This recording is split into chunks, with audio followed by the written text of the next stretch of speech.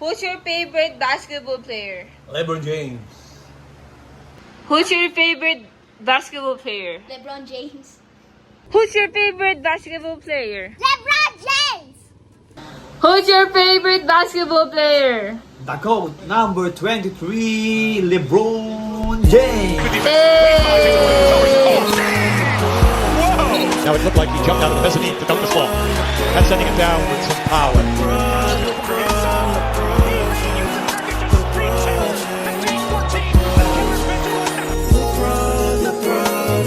Sunshine.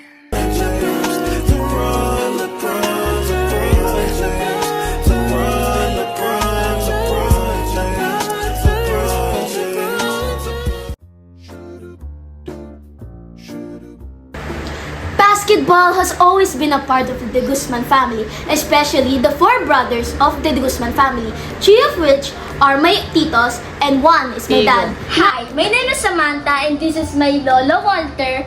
He is the father of the four brothers and their very own coach. Nung ako'y bata pa, ako, ang aking anak ay 4 na lalaki. Bali 7, 3 babae, 4 na lalaki. Yung 4 na lalaki ay mahilig sa basketball.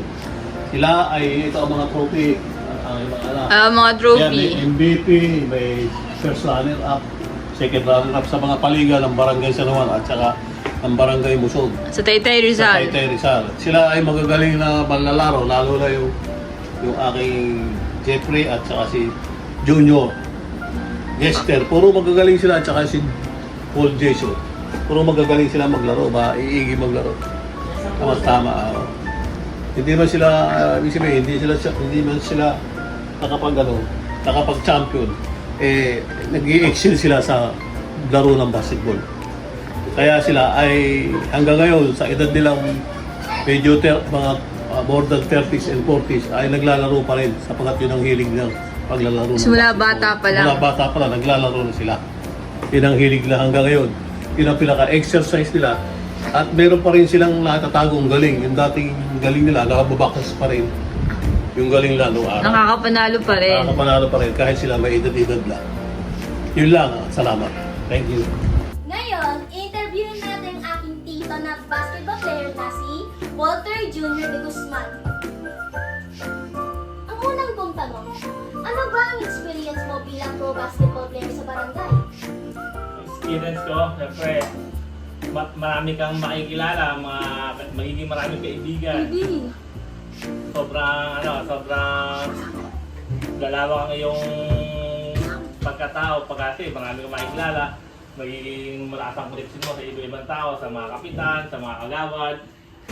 Kaya magiging makikilala ka nila. Siyempre, pag lumapit ka, madali ka ma-endorse. Masaya maging isang basketball player, magiging healthy ka.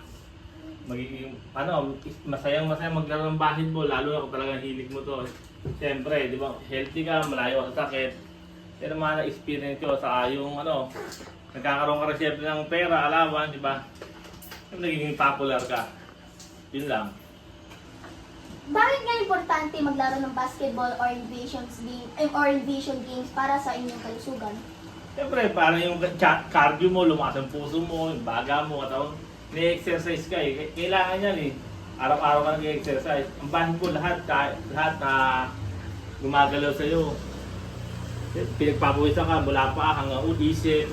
Talagang lahat nagpa-function sa'yo. Kaya magandang laro yung physical siya eh. Pero dapat, wala kang sakit. Talagang dapat fit ka. Kung meron ka namang sakit, siyempre pwede ka naman jogging-jogging lang, tira-tira lang. Basketball, masarap na laro to. Talagang, lalo sa cardio, talagang magiging healthy ka rito. Masaya maglaro ng basketball. Basketball is life. Ball is life. Now, let's talk about the history of basketball and what is it really all about. First off, basketball is a game created by James Naismith in 1891 in Springfield, Massachusetts. It was originally created to be a less injury-prone indoor sport. Basketball is a team sport and fast-paced game wherein two teams of 5 players aim to score a ball within their enemy's raised hoop while preventing their opponents from scoring. Also, did you know basketball is as a major sport strictly of the USA's origin, but now it's popular in various countries such as Australia, Canada, and our very own country, the Philippines. Uy! Philippines! Philippines! Now, let's go play basketball.